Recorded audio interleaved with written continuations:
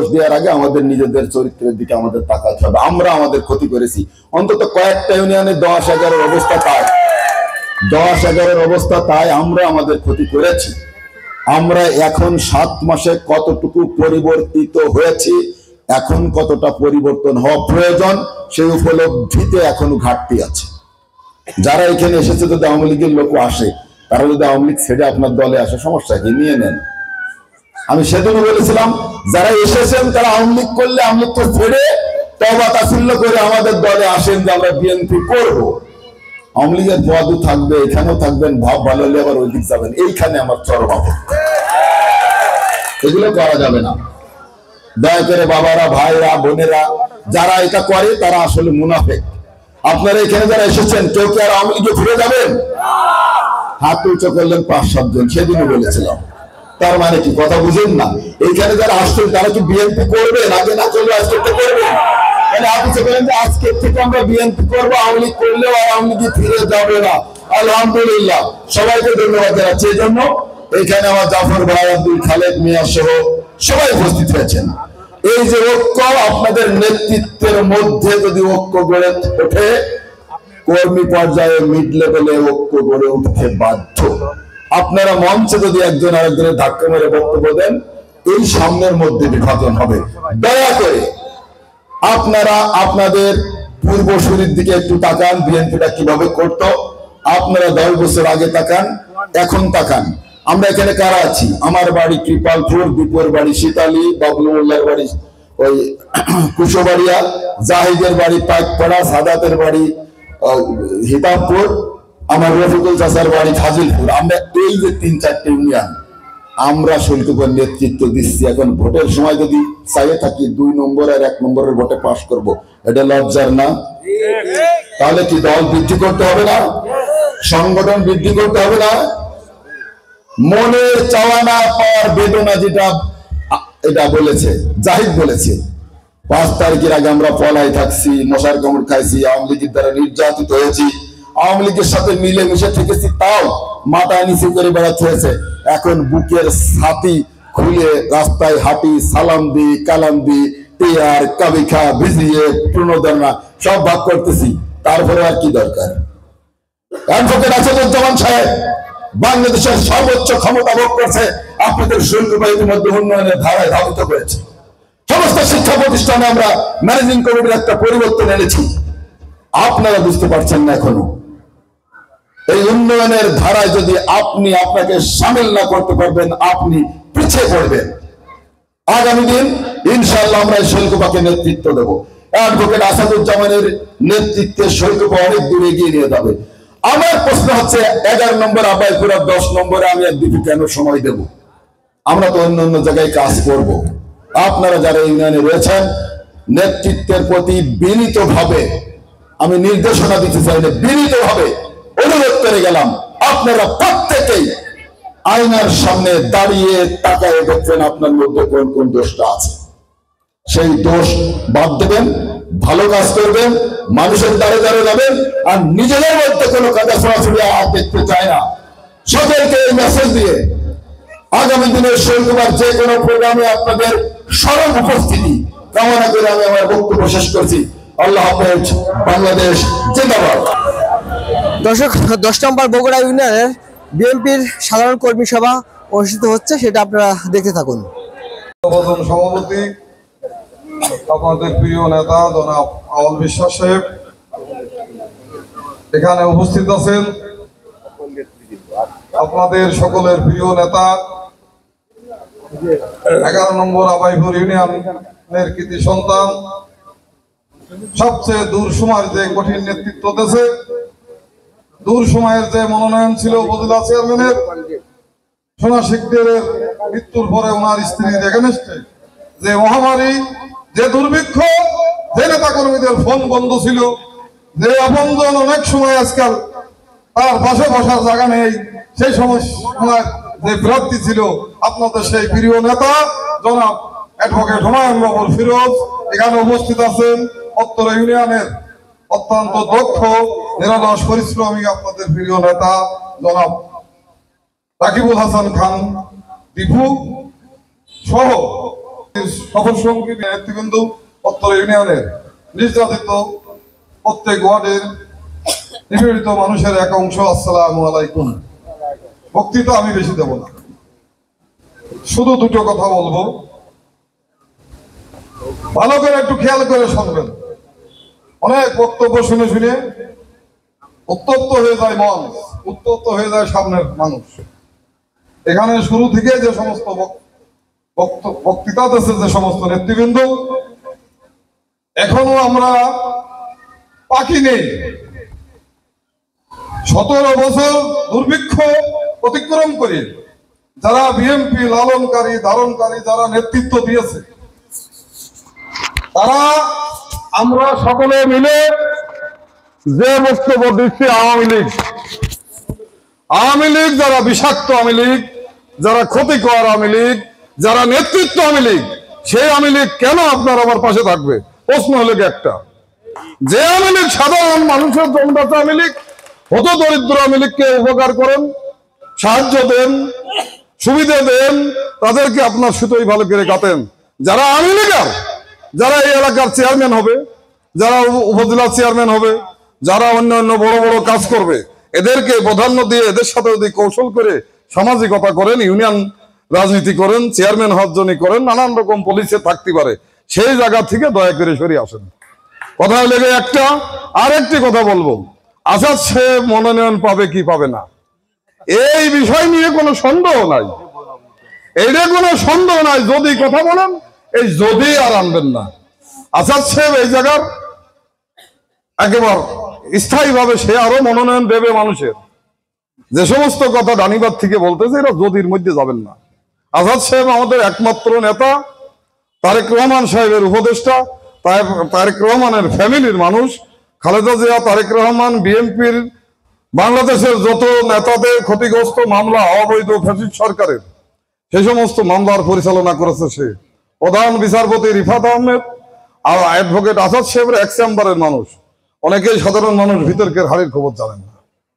এই জন্য যদি বলতে কিছু নেই, সেই এই জায়গার নেতা সেই হবে।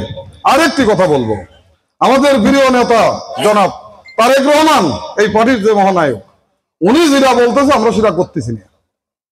আমরা এই সামনের লাইনেই হোক আর এই পিছনের লাইনেই হোক, সামনে যারা বসে আছেন, খাওয়া খায়ের বিষয় না। সে বলতেছে বিএনপি করতে হলে সৎ হতে হবে, সৎ হতে হবে। নিজেদের ছেলেবেলে লেখাপড়া শিখেন, বিভিন্ন কর্মকাণ্ডে উৎপাদন করেন, মানুষের সেবা করেন। আমরা বলবো এক আর করবো আর এক, এই জায়গায় মত পার্থক্য হচ্ছে। কি বলেন তো আপনারা সবাই?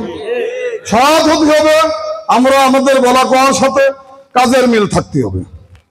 এইভাবে আপনারা যারা নেতৃবৃন্দ আছেন, সময় নেই বক্তৃতা দেবে ওনারা, সময় থাকতে হলে একটু আগের থেকে দিলি, যেহেতু কর্মী সভা, এখানে উদ্বুদ্ধকরণ কিছু বিষয় থাকে, অনেক কথা ব্যাখ্যা সহ বুঝাইয়ে বলতে হয়। নেতৃবৃন্দ বলবে, আপনারাও বলবেন, শুনবেন, তাহলেই হয়। তাহলে সময় শেষ করে দিয়ে বক্তৃতার বিভিন্ন প্যারা থাকে, সেই জায়গাতে কথা না করে আমি আবল তাবল বুঝে ভূগোল বড়া দিলাম, লোকজন সব বাড়ি ছিঁড়ে গেলেন। ভূগোল বড়ানো বন্ধ করতে হবে, সঠিক পন্থায় আমাদের রাজনীতি করতে হবে। এই আশাবাদ ব্যক্ত করে আমাদের দেশ নেত্রী দেশ মাতা বেগম খালেদার জন্য দোয়াছে, তারেক রহমানের জন্য দোয়াছে, আসাদ সাহেবের জন্য ভোটছে। আমি আমার বক্তব্য শেষ করছি। রহিম, বাংলাদেশ জাতীয়তাবাদী দল বিএনপির 10 নম্বর বগুড়া ইউনিয়ন কর্তৃক আয়োজিত আজকের এই সুন্দর কর্মী সভার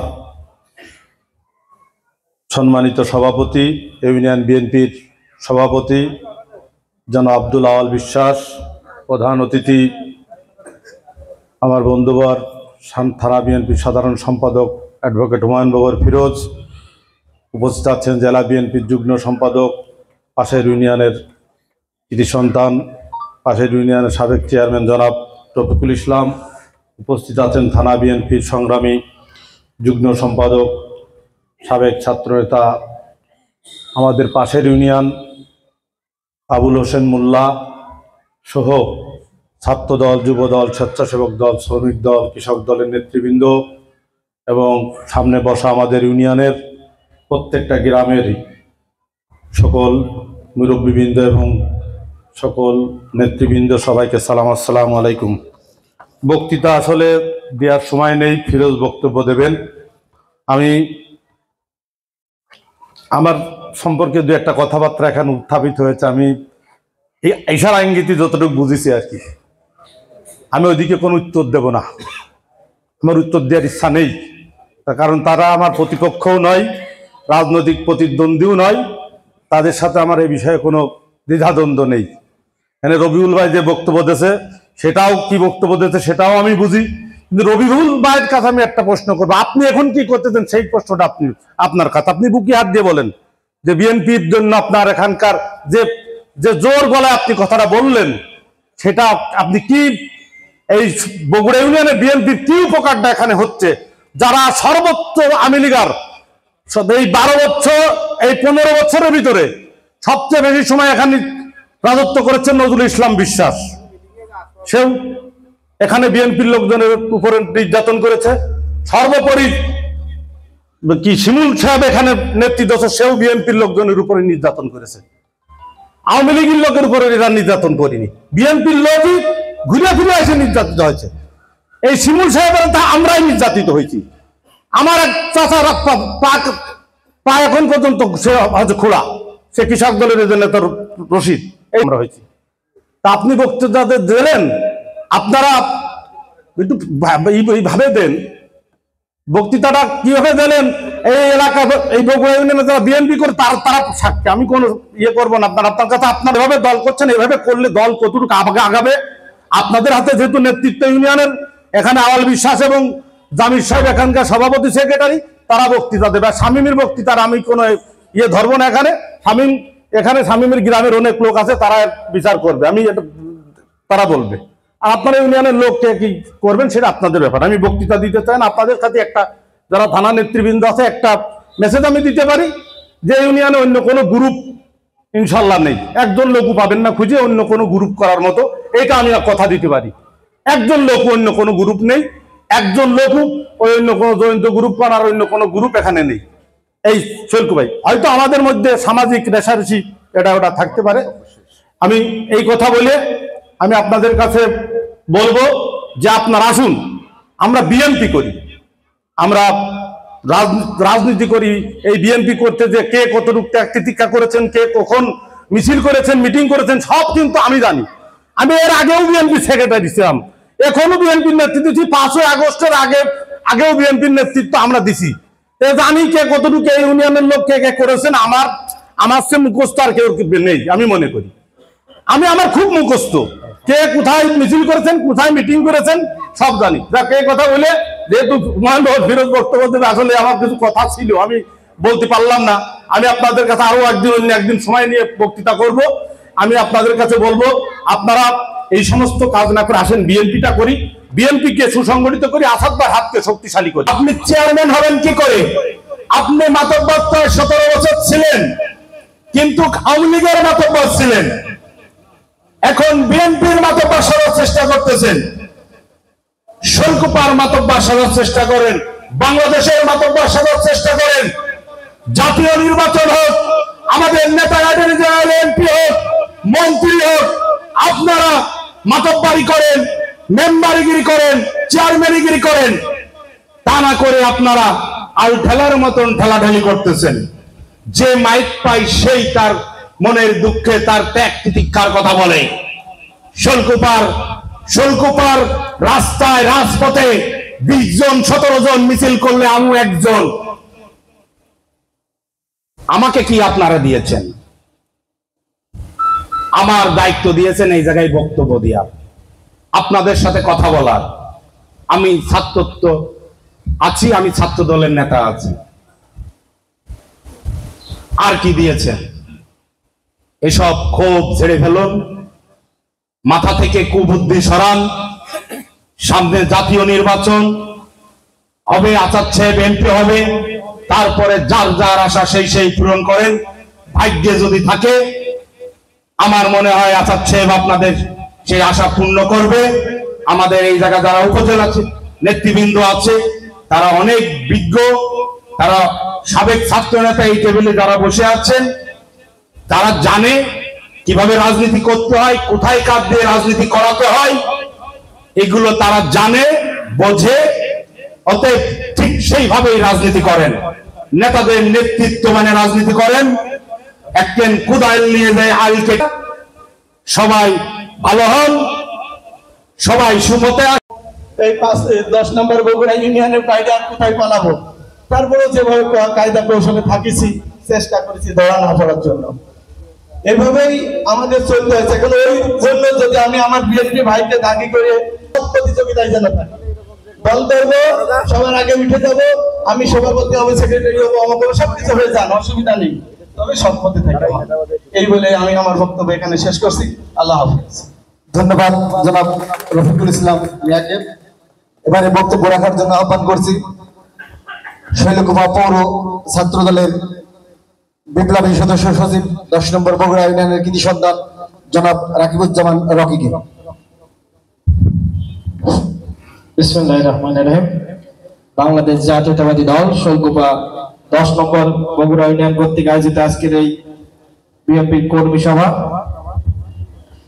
সভা সম্মানিত সভাপতি বিন্দু এবং আমার সামনে উপবিষ্ট 10 নম্বর বগুড়া ইউনিয়নের ছাত্র দল, যুব দল, স্বেচ্ছাসেবক দল এবং বিএনপি নেতৃবৃন্দ, সবাইকে জানাচ্ছি আমার প্রাণপ্রিয় সংগঠন বাংলাদেশ জাতীয়তাবাদী ছাত্র দল শৈলকুপা পৌরসভার পক্ষ থেকে রক্তিম শুভেচ্ছা এবং সালাম। আসসালামু আলাইকুম। যেহেতু কর্মী সভা, আপনারা কিভাবে বিএনপির লোককে বৃদ্ধি করবেন সেটার জন্য এখানে আসা, সে উপলক্ষে বিএনপি যারা সিনিয়র নেতৃবৃন্দ আছে তারা আপনাদেরকে দিক নির্দেশনা দেবে। আমি শুধু আপনাদের কাছে একটু বলতে চাচ্ছি যে আসলে আমাদের বাংলাদেশে 300টা সংসদীয় আসন আছে এবং 50টা আছে সংরক্ষিত আসন, মোট 350টি আসন। তাহলে এমপি হবে মোট 350 জন। আর বাংলাদেশে একটা মাত্র অ্যাটর্নি জেনারেল আছে, সেই অ্যাটর্নি জেনারেল কিন্তু আমাদের শৈলকুপার কৃতি সন্তান, এবং তিনি নিজে মুখে এবার ঈদে এসে সারা জায়গা তিনি ঘুরেছেন এবং আমি এমপি নির্বাচন করবো। তাহলে সেই যে একজন বাংলাদেশে শুধু একজন লোক থাকতে পারে সেটা অ্যাটর্নি জেনারেল, আর 350 জন ভাই এমপি তিনি নির্বাচন করবেন, এটা সে নিজে মুখে এবং এবার এই বগুড়া ইউনিয়নে এসে হয়তো নিজে মুখে বলে গেছেন যে আমি অ্যাটর্নি জেনারেল থাকা অবস্থায় আমি নির্বাচন করতে পারবো। তাহলে এটা নিয়ে কারো দ্বিধা থাকার কথা নয়। তাই আপনারা এই কথা বলে হলেও 10 নম্বর বগুড়া ইউনিয়নের যত বিএনপির লোকজন আছে, যারা আপনাদের বাইরে থাকে, আপনাদের ভাই ভাইস্তে যারা আছে, তাদেরকে আপনারা একত্রিত করবেন। তাহলে আপনাদের 10 নম্বর বগুড়া ইউনিয়নের বিএনপি